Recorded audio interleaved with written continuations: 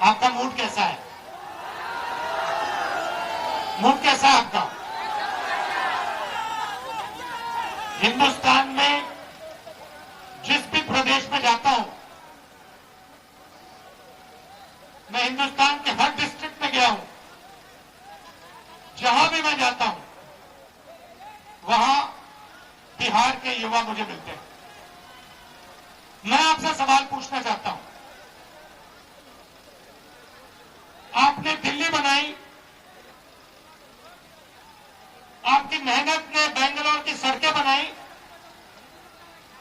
गुजरात में आपने काम किया, अपना खून पसीना दिया, मुंबई को आपने अपनी मदद दी। हिंदुस्तान के शहरों को छोड़ो, दुबई आपकी मेहनत से बना है। तो अगर आप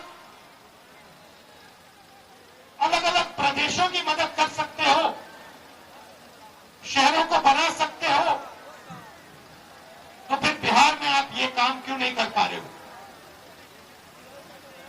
कुछ दिन पहले बिहार के 15 युवाओं से मैं मिला, 2-3 घंटे बातचीत की। बात क्या थी? सारे के सारे कह रहे थे कि हमें बिहार में कुछ नहीं मिल सकता है, हमें बिहार में रोजगार नहीं मिल सकता, बिहार में बिहारियों का कोई भविष्य नहीं है। ये है आपकी सच्चाई। यहां पे 20 साल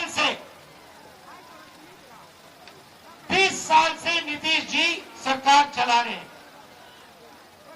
अपने आप को अति पिछड़ा कहते हैं। मैं आपसे पूछना चाहता हूं, बिहार में शिक्षा के लिए, स्वास्थ्य के लिए, रोजगार के लिए पिछले 20 सालों में इन्होंने क्या किया, मुझे आप बता दीजिए। क्या आप ऐसा प्रदेश चाहते हो जहां आपको कुछ ना मिले, अदानी जी को 1-2 रुपए में जमीन दी जाए और आपको रोजगार न मिले? ऐसा बिहार हमें नहीं चाहिए। हमें वो बिहार चाहिए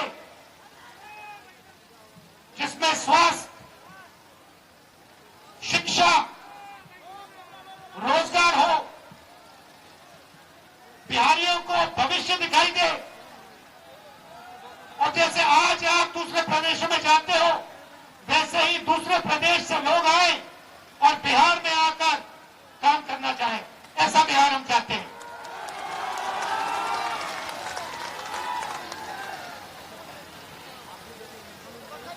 इसीलिए महागठबंधन, हमारे नेता तेजस्वी जी, सानी जी, कांग्रेस पार्टी के नेता एक साथ खड़े हैं, क्योंकि हम एक बार फिर बिहार को सबसे आगे ले जाना चाहते हैं।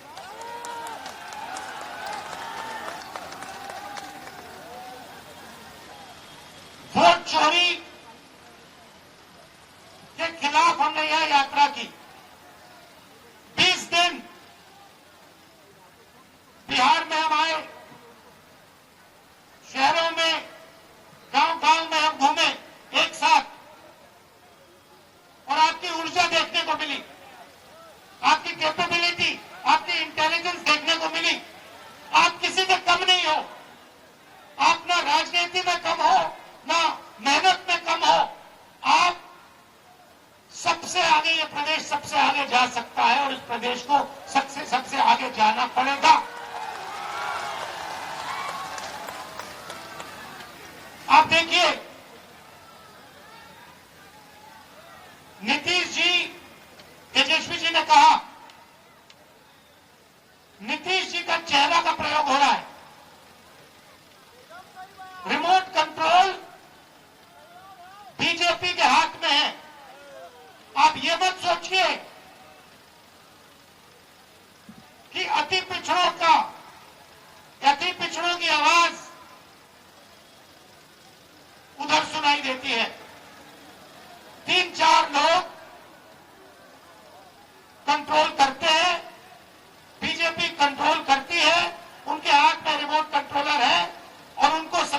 न्याय से कोई लेना देना नहीं। मैंने प्रधानमंत्री के सामने कहा लोकसभा में कि जाति जनगणना आप करवाइए, एक शब्द नहीं बोले। आप जहां भी देखो, शिक्षा के सिस्टम में देखो, स्वास्थ्य के सिस्टम में देखो, ब्यूरोक्रेसी में देखो, जजेस की लिस्ट निकाल के देखो, नरेंद्र मोदी जी बीजेपी सामाजिक न्याय के खिलाफ है, वो नहीं चाहते। और मैंने उनसे कहा कि देखिए, जाति जनगणना होने वाला है, चाहे आपको अच्छा लगे नहीं लगा, जाति जनगणना होगा, सबको पता लगेगा किसकी कितनी आबादी है।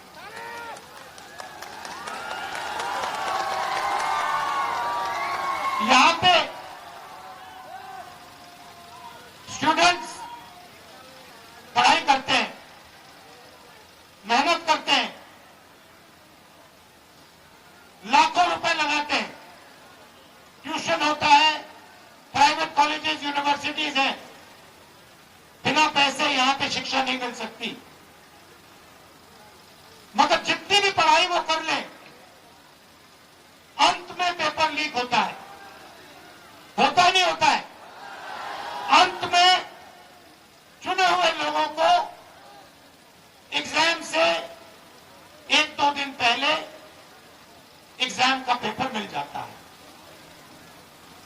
आप किसी भी स्टेट में पूछ लीजिए, बिहार के शिक्षा के सिस्टम के बारे में पूछ लीजिए, वो आपको बताएंगे बिहार में तो पेपर लीक होता है, बिहार में सही शिक्षा नहीं मिल सकती, बिहार में अस्पताल नहीं मिल सकता। आप जाइए, ऑल इंडिया मेडिकल इंस्टीट्यूट के नीचे एक फ्लाईओवर है, के पास में फ्लाईओवर है, उसके नीचे जाइए, वहां पे आपको बिहार के लोग दिख जाएंगे। रात में ठंड में वहां पे वो सोते हैं। मैं गया, मैंने पूछा यहां क्यों हो, कहते बिहार में इलाज नहीं हो सकता। अगर बिहार में इलाज करवाना है तो नहीं हो सकता, दिल्ली में होगा, कर्नाटक में होगा, तेलंगाना में होगा, बिहार में नहीं हो सकता। ये हम बदलना चाहते हैं।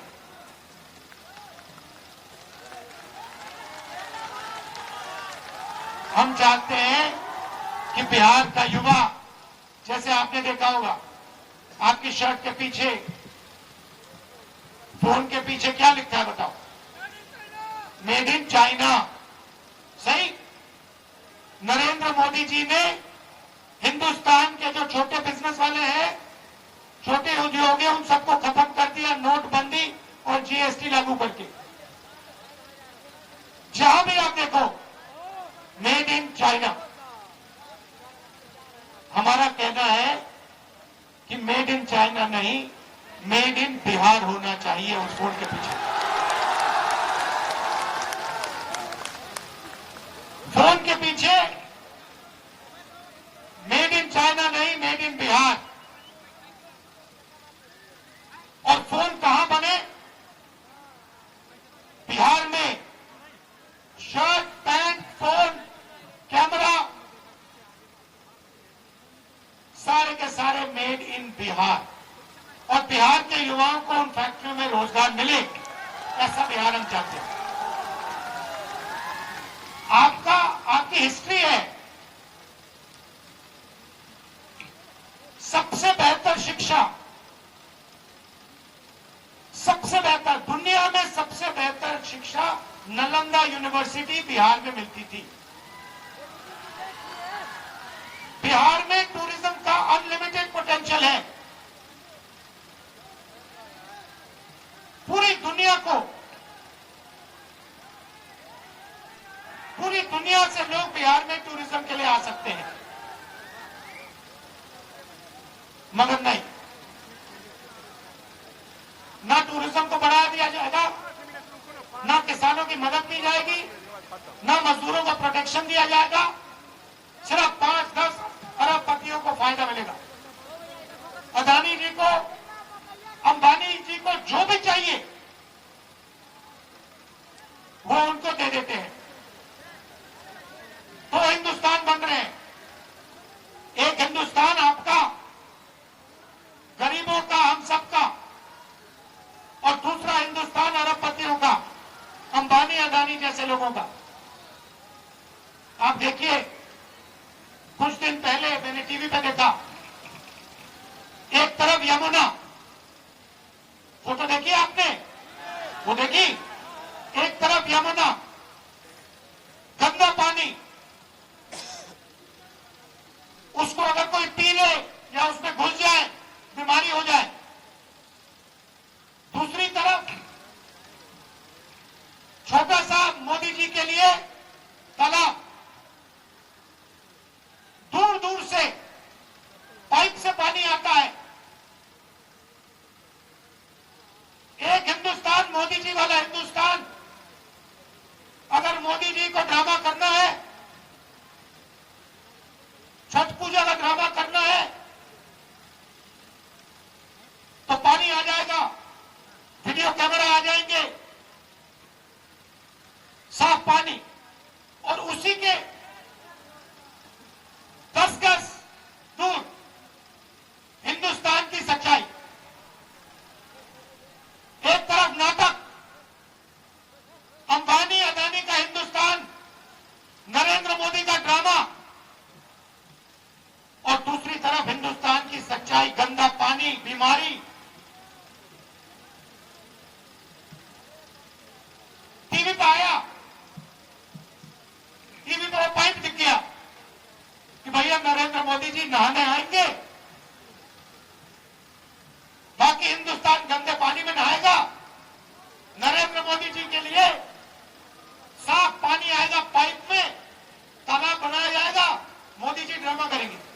ये पूरे हिंदुस्तान ने देखा है, पूरे हिंदुस्तान ने देखा। और जैसे लोगों को वो पाइप दिख गया, नरेंद्र मोदी कहते मैं तो नहीं जाऊंगा।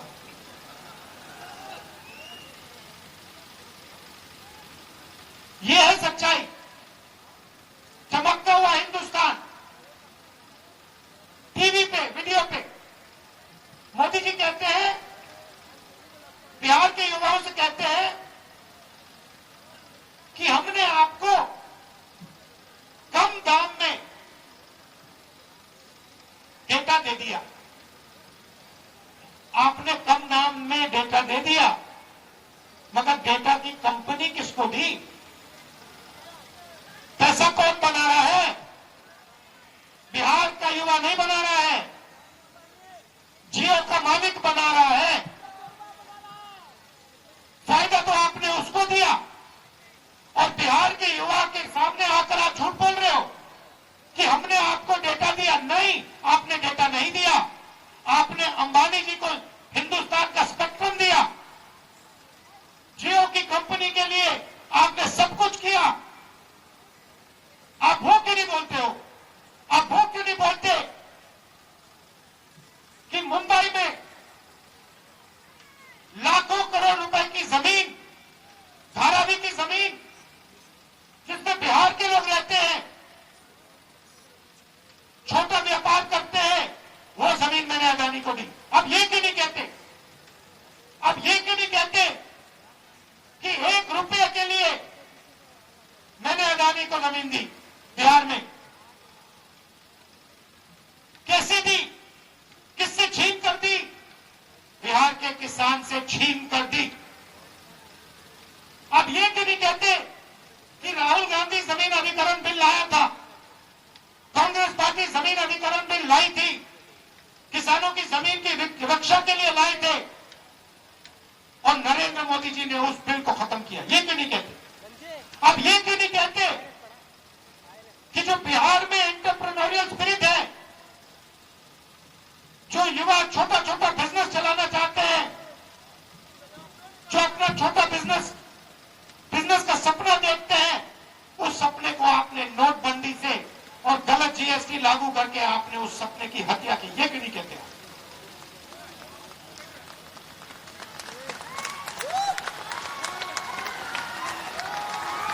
ड्रामा बना रखा है। एक तरफ यमुना, उसको यमुना जी कहते हैं, मोदी जी कहते हैं, ड्रामा कर रहे हैं कि भैया देखो मैं यमुना जी में नहाया हूं। वहां पे कोई यमुना जी नहीं है, वहां पे तालाब है। नरेंद्र मोदी जी अपने स्विमिंग पूल में नहाने गए, तालाब में नहाने गए। उनको यमुना से कुछ लेना देना नहीं, उनको छठ पूजा से कुछ लेना देना नहीं। उन्हें सिर्फ आपका वोट चाहिए।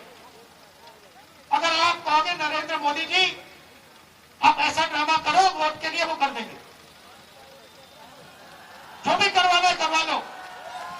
मैं कह रहा हूं आप उनको कहो कि देखो भैया हम आपको वोट देंगे, आप स्टेज पे आके नाच लो, नाच लेंगे, नाच लेंगे। कह रहा हूं आप कोशिश करो।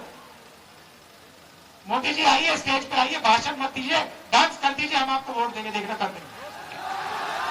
जो भी करवाना है करवा लो चुनाव से पहले। जो भी करवाना है चुनाव से पहले करवा लो। चुनाव के बाद नरेंद्र मोदी नहीं दिखाई देंगे। चुनाव के बाद नरेंद्र मोदी जी अंबानी जी की शादी में दिखाई देंगे, सूट बूट वालों के साथ दिखाई देंगे, किसानों के साथ, मजदूरों के साथ नहीं दिखाई देंगे। इसीलिए वो आपकी वोट चोरी में लगे हुए हैं, क्योंकि वो चाहते हैं कि भैया ये भी बीमारी खत्म कर दो, इलेक्शन वाली बीमारी। मैं आपको बता रहा हूं, महाराष्ट्र में इन्होंने चुनाव चोरी किया है, हरियाणा में इन्होंने चुनाव चोरी किया है, और ये बिहार में पूरी कोशिश करेंगे। मैं बता रहा हूं आपको, पूरी कोशिश करेंगे कि बिहार में बिहार की आवाज की सरकार ना बने। ये लगे हुए हैं, एसआईआर का यही मतलब है। तो आपको पूरा दम लगाकर, बिहार के युवाओं को पूरा दम लगाकर हर व्यक्ति को बाहर निकालकर वोट डालना है महागठबंधन।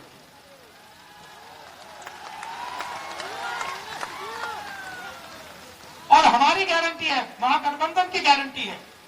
और मैं आपसे कह रहा हूं, मैं झूठ नहीं बोलता हूं, मैं आपसे कह रहा हूं कि हर वर्ग की, हर जात की, हर धर्म की सरकार बिहार में हम बनाएंगे।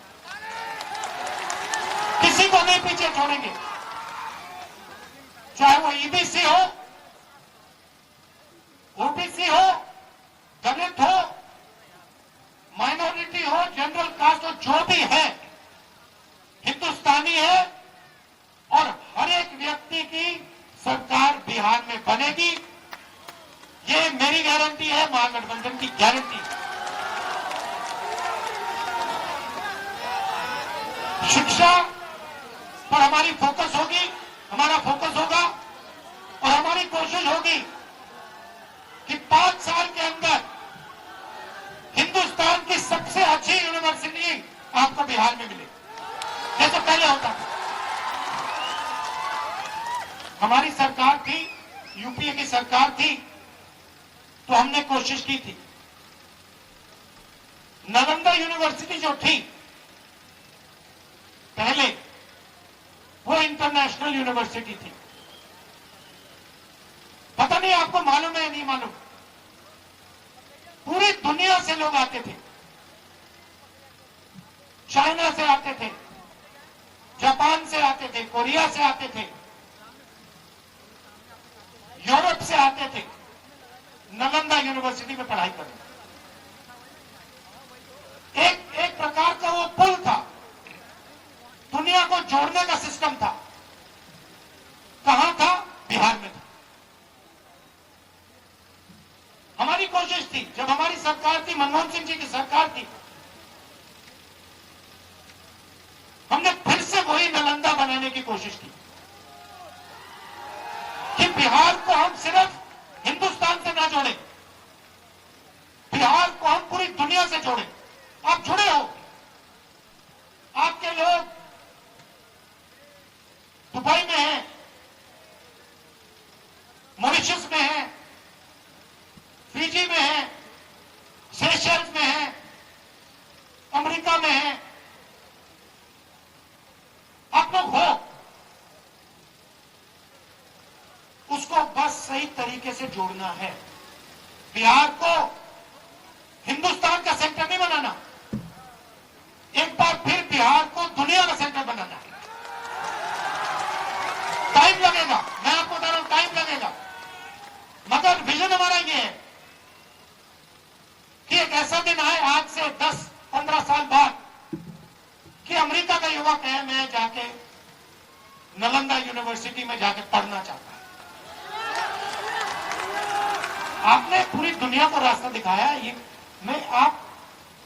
आपने पूरी दुनिया को रास्ता दिखाया है। ये बुद्धिज्म का सेंटर हुआ करता था। चाइना को, जापान को, कोरिया को, उनका धर्म कहां से आया, कहां से आई, आते क्यों यहां? चाइना से लोग, कोरिया से लोग, जापान से लोग, कैम्बोडिया से लोग क्यों आते हैं यहां? आपने अपने आप से कभी पूछा ये क्यों आ रहे हैं? क्योंकि आपने इनको इनका धर्म दिया। आप समझिए आपने कितना ज्ञान है।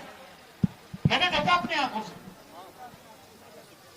15-20 दिन में यहां पे मैं बता रहा हूं, इतनी इंटेलिजेंस है बिहार में, इतनी समझ है कि शायद बाकी किसी प्रदेश में नहीं। राजनीति का आप सामने जाना पड़ेगा, जाने देगा। सेकंड में समझ लेते हो,